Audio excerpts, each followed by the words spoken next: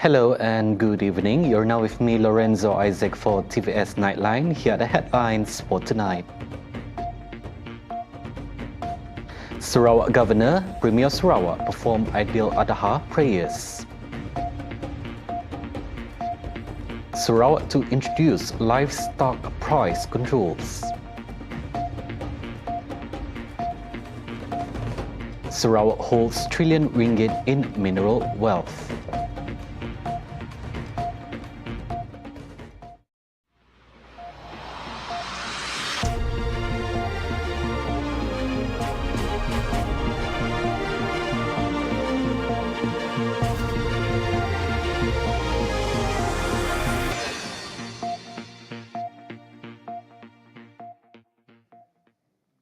Governor of Sarawak, Tun Pehin Sri Dr. Wan Junaidi Tuanku Jaafar and Premier Sarawak, Dato' Patinggidan Sri Abang Johari Tun Openg performed the Aidiladha prayers at Masjid Jame' this morning. They were among more than 5,000 Muslims attending the Aidiladha prayers led by the Grand Imam of Sarawak, Dato' Mustafa Kamal Ahmad Fauzi.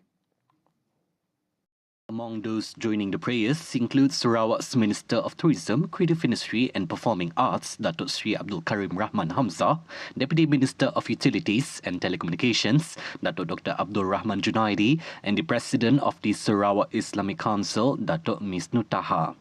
Following the Aidiladha prayers, Tun Dr. Wan Junaidi performed the symbolic slaughtering of the sacrificial animal. He later attended the Aidiladha Thanksgiving ceremony organized by the Sarawak Islamic Council for the year 1445 Hijrah at Dewan Hikmah Kuching, Sarawak. During the event, he also distributed sacrificial meat to the recipients.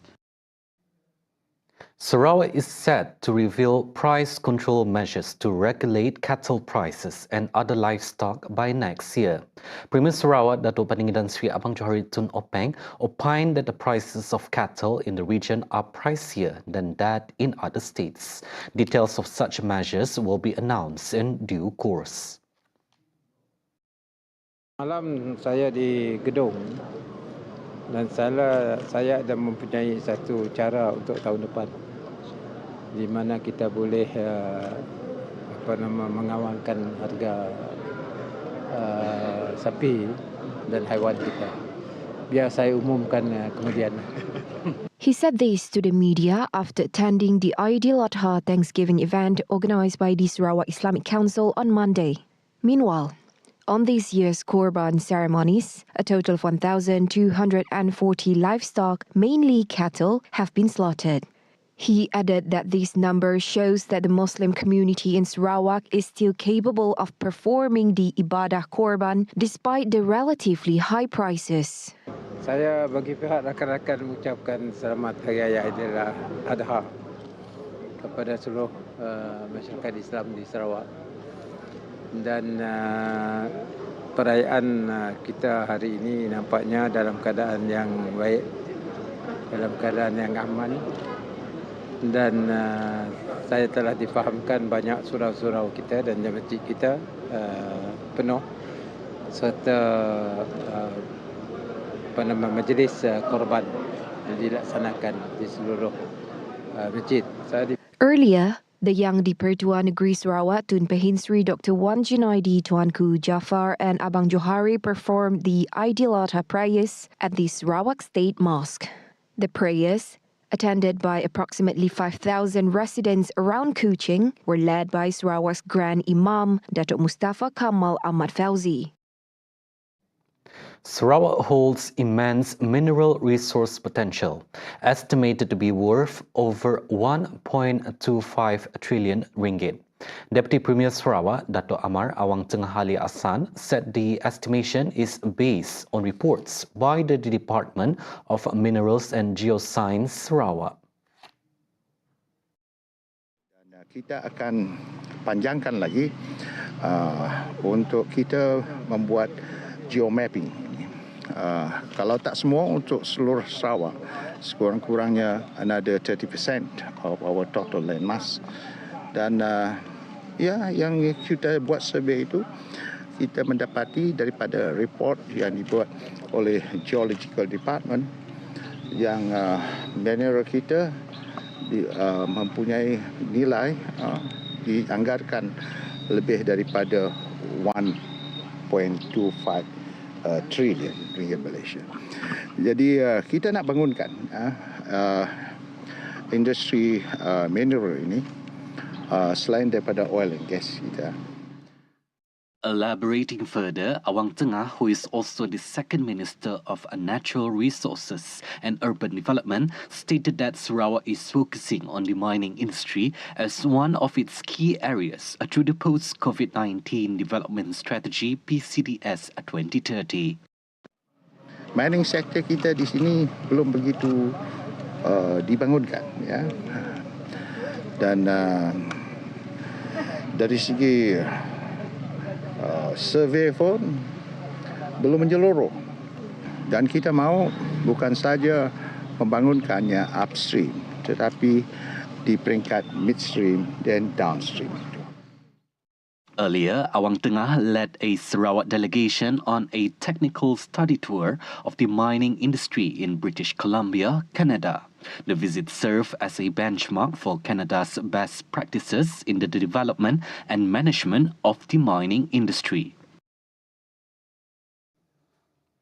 In other developments, Awang Tengah revealed that the recent visit by the Sarawak delegation to British Columbia, Canada, was to study the country's mining industry and explore its development in Sarawak.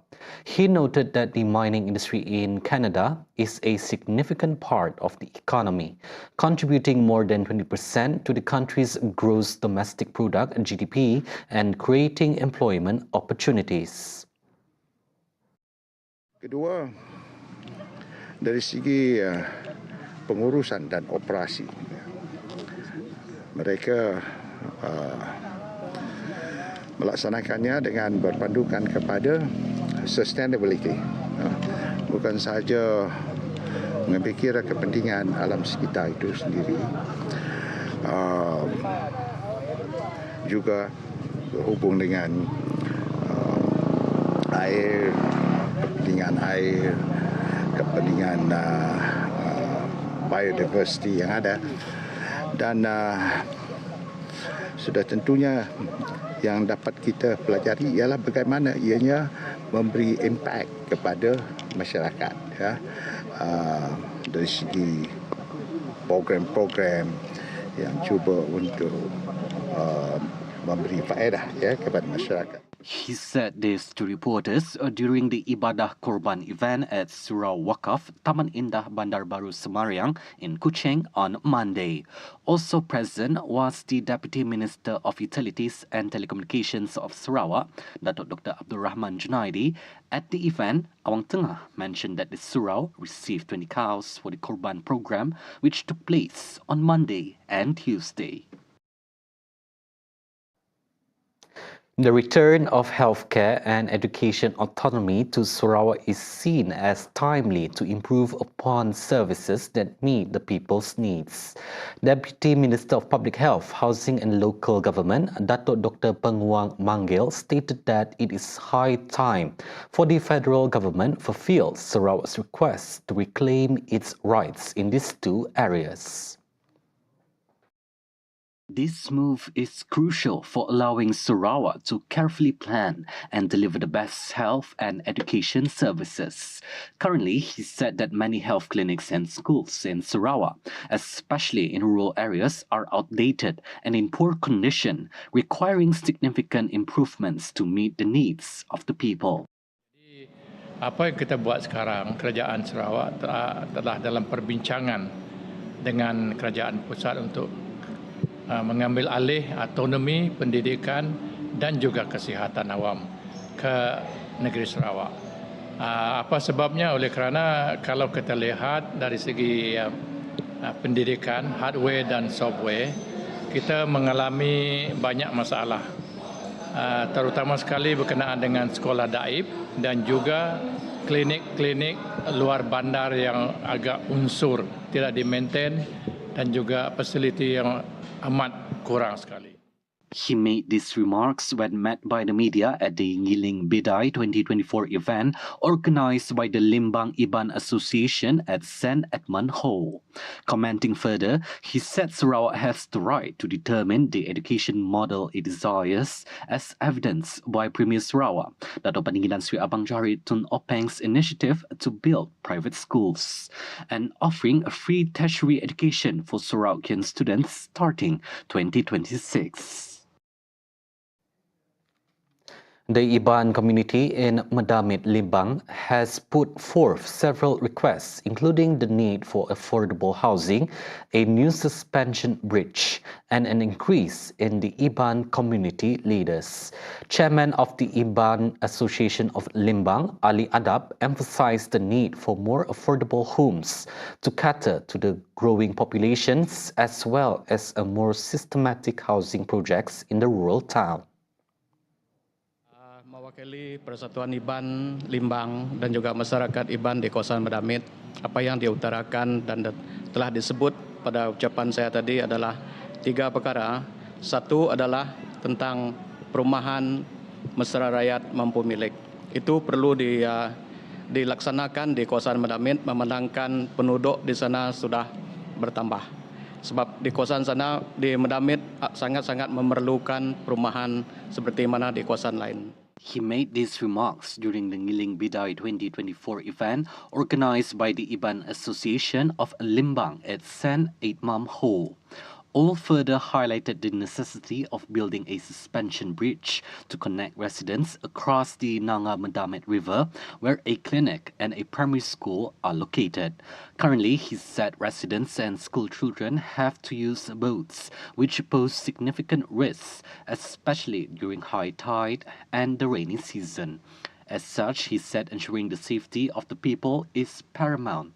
Additionally, Ali advocated for an increase in the quota of Iban community leaders, particularly for the position of penghulu, due to the expanding areas and growing Iban population in Limbang. Coming up right after the break, Child Act 2001 amendments being finalized and 8 dead in Indian train crash. Right here on Tvs Nightline, stay tuned.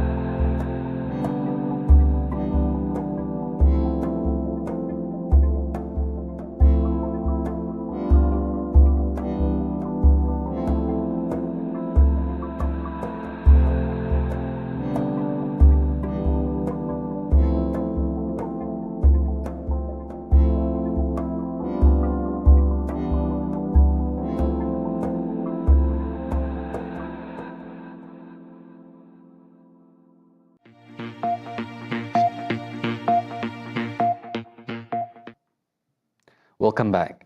The Ministry of Women, Family and Community Development is finalizing the amendments to the Child Act 2001, which will be tabled in Parliament this year. Its Minister, Datuk Sri Nancy Shukri, stated that besides improving the Act, the amendments also align with the establishment of the Department of Child Development since September 1st of last year. Sebenarnya ia dalam proses sudah. So kita memang nak mengetatkan. Pertama sekali kita oleh kerana kita juga menubuhkan Jabatan Pembangunan Kanak-kanak, maka ianya perlu diperketatkan dan juga kita ambil peluang untuk perketatkan lagi undang-undang kerana banyak perkara yang berlaku yang memberi pengajaran kepada kita untuk kita menambahkan untuk memindah undang-undang tersebut. She said after the Aidiladha sacrificial rituals at Surau Saidina Umar in Bandar Baru, Semarang today, Nancy, who is also the Member of Parliament for Santubong, was responding to the call by MCA Wanita Chief Wong Yu Fong yesterday for the ministry to review and strengthen the Child Act and related legislation to ensure comprehensive protection for minors. She emphasized that the amendments are not being made due to the pressure from any quarter, but are necessitated by the numerous incidents involving children requiring comprehensive regulations, including for childcare centers. The Ministry of Domestic Trade and Cost of Living (KPDN) has issued a directive prohibiting the repeated purchases of around 95 petrol by the same vehicles in Kelantan. KPDN Enforcement Deputy Director General Operations Samsul Nizam Khalil said that the directive was put in place following the discovery of smuggling attempts of around 95 petrol to neighbouring Thailand. Kita telah keluarkan arahan kepada semua sesi minyak di Kelantan tidak membenarkanlah pembelian berulang tu. Sesi minyak telah lapor kepada kita. Sekiranya berlakunya pembelian berulang untuk RON 95 dan juga diesel tadi. Oleh itu kawalan kita memang berada dalam dalam kawalan dan dalam kontrak lah untuk kita memastikan bahawa tidak berlaku ketirisan terhadap diesel dan juga pada ketika ini RON 95 pula. Okey. Ya, buat masa ini di Kelantan, so kita akan perluaskan kepada negeri-negeri lain. Negeri sepadan memang dah ada dah. Kelantan, Kedah, Perlis, Perak. Pembelian berulang. Ya, untuk Kelantan saja. Tapi untuk statik semuanya kita dah buat. Pegawai kita berada di SUKS. Telah ada dah. Tapi untuk Kelantan memang kes yang paling tinggi sekarang kan. He made these remarks after conducting inspections under Ops Kesan 2.0 in Arau on Monday. He explained that the tactic of repeated purchases of around 95 petrol is most prevalent in Kelantan, where syndicate members use locally registered cars to fill up to 60 litres, allowing a single journey of between 500 and 600 kilometres. Currently, the directive is in effect in Kelantan, but it will be expanded to other border states like Perlis, Kedah and Perak to prevent further leakage. He also mentioned that this illegal activity has been detected with the help of petrol stations operators, whom ensured that no irregularities occur at their station. In the first week of implementing the targeted diesel subsidy adjustments, Shamsu reported no evidence of a price gouging or excessive service charges. Through Ops Kesan, which ran from May 20th to June 14, 599 premises were inspected nationwide. Of this total, 202 written notices under Section 21 of the Price Control and Anti-Profiteering Act 2011 were issued to involve traders. In Perlis alone, 24 premises were inspected and 14 written notices were issued to premises owners. The notices were issued to gather preliminary information on the sale prices and costs of certain goods and services.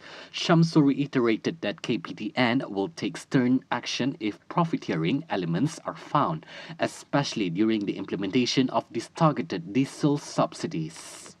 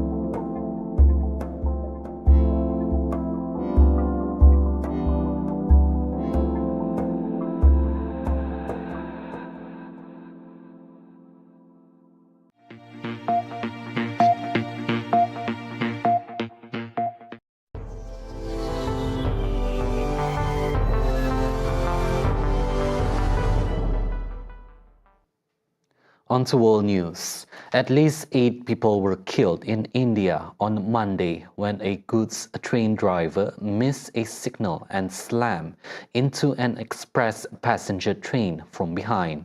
Officials said around 50 others were injured and taken to the hospital. The incident is the latest to hit India's aging rail network, which serves millions of passengers each day, and the most recent reported failure of drivers missing basic signals. The crash took place in the Passchendaele area of Darjeeling district when the express train was hit by the goods train. 3 passenger carriages were derailed and flipped on their side, while one carriage was thrust high into the air. The death included the driver and his co-driver, who missed the signal, as well as a train guard and 5 passengers. Police report added that rescue teams were diligently searching through the twisted wreckage to ensure no additional bodies remained trapped underneath. Meanwhile, India's Prime Minister Narendra Modi expressed his condolences to the bereaved families on social media. India has one of the world's largest rail networks and has seen several disasters over the years. The worst in 1981 when a train derailed while crossing a bridge in Bihar state, killing an estimated 800 people. As the war rages on in Gaza, displaced residents find little to no reasons to celebrate Aidiladha. The joy and spirit of the holiday have been replaced with sorrow and a yearning for peace. هناك أي أجواء من أجواء العيد. العيد هو عودتنا إلى بيوتنا. العيد هو إنهاء الحرب ووقف إطلاق النار حتى يعود كل شخص من قطاع غزة إلى بيته إلى دياره. هذا يسمى عيد. أما العيد ونحن كل يوم هناك ضحية وهناك شهيد فهذا ليس بعيد. Echoing these sentiments, Youssef Dohan, another displaced resident, expressed his despair. هذا ليس عيد. العيد عندما نعود إلى أوطاننا، العيد عندما تنتهي الحرب، العيد عندما يلتم الشمل. أي عيد؟ لا، هذا ليس عيد. نحن الآن للأسف الشديد لا يوجد لدينا عيد. نحن في دمار، نحن في غربة، نحن في وحدة للأسف الشديد. احنا الكل بنعاني من يعني مجازر يوميا في قطاع غزة، إذا في الشمال أو في الجنوب للأسف الشديد. يعني الواحد بيطلع من بيته خايف، بينام خايف، بصحى خايف. أي عيد؟ العيد ليس عيد، هذا ليس عيد. Meanwhile, Ibrahim Awad, also displaced from Rafah, highlighted the dire living conditions they face. عيد في الخيام ونازحين ومشردين ومهجرين وحروب 8 أشهر على قطاع غزة متوالية، ومجتمع الدولي قاعد بيتفرج ولا يحرك ساكنا. بس هاي اللي بنقوله احنا، نطالب المجتمع الدولي يوقف الحرب وآلة الحرب الصهيونية على قطاع غزة المتواصل 8 أشهر. As of the latest reports, the death toll in the ongoing Gaza conflict stands at over 37,700 Palestinians and 1,139 Israelis. The conflict, which began on October 7, 2023, has resulted in significant civilian casualties, with a large number of women and children among the dead. The violence has also caused extensive destruction of infrastructure and exacerbated humanitarian crises in Gaza, with many people still buried under rubble and suffering from preventable diseases and malnutrition.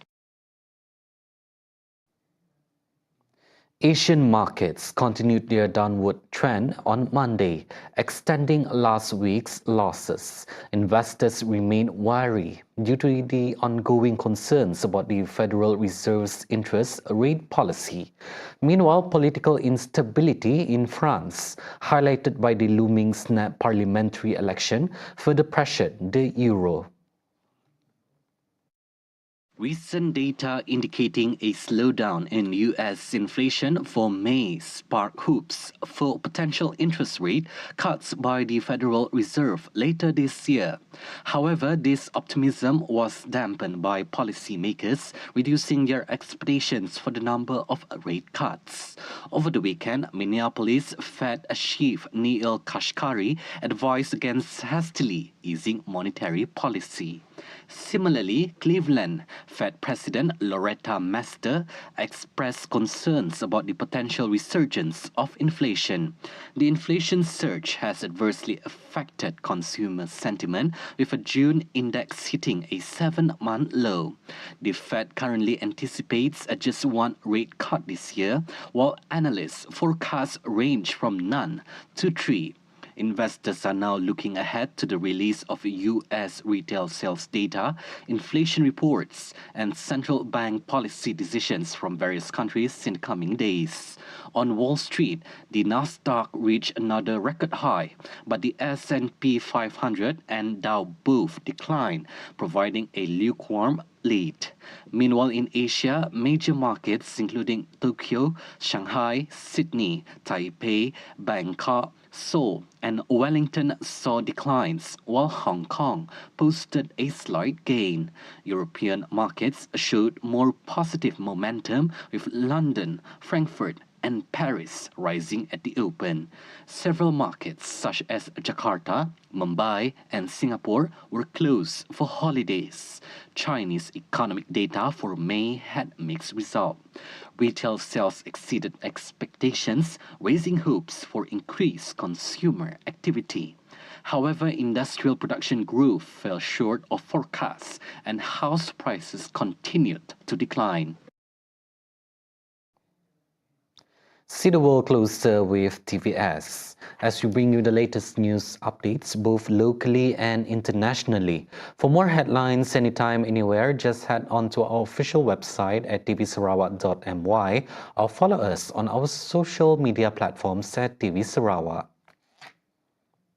Those were the updates on TVS Nightline. I'm Lorenzo Isaac. Thank you for watching and have a good night.